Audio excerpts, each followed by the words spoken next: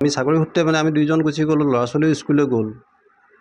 আমি নথকা সুযোগ লৈ কোনো দুৰ্বৃত্তই আমাৰ পিছফালৰ যিখন দুৱাৰ আছে, ভিতৰ পিনৰ পৰা বন্ধ কৰা থাকে, সেই ভিতৰৰ দৰ্জাখন চিটকানিটোক মানে উফৰাই তেওঁলোকে আমাৰ বেডৰুমত সোমাই আমাৰ গড্ৰেজ খোলে, গড্ৰেজৰ তলা ভাঙে।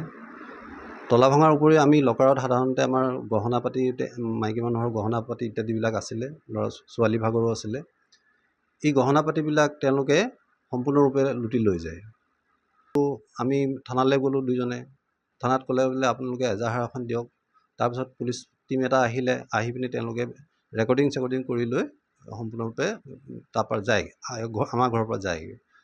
তাৰপিছত আমি আকৌ থানালৈ যাওঁ। থানাত গৈ পিনে তেওঁলোকক অনুৰোধ কৰোঁ যে আপোনালোকে এইটো অকণ বিচাৰ খোচাৰ কৰক। তাৰপিছত তেওঁলোকেও বিচাৰ খোচাৰ কৰিছে। তথাপিও আমাৰ নিজাববীয়াভাৱেও আমি অলপ মানে চিন্তা কৰিবলগীয়া হ'ল। এটা গোপন সূত্ৰৰ পম খেদি আমি গম পালোঁ যে ঢকুৱাখানাত থকা দত্ত জুৱেলাৰ্ছত তেওঁলোকৰ যিটো ভাটি থাকে, তাৰ কোনো কৰ্মচাৰী এজনে বোলে সন্ধিয়া সময়ত দুটা ল'ৰাই বোলে এডাল চেইন বিক্ৰী কৰিছে।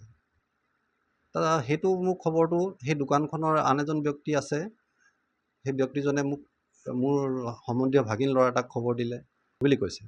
সেইবুলি কোৱাৰ পাছত আমিও তাতে অচি ছাৰ তাত বহি আছোঁ।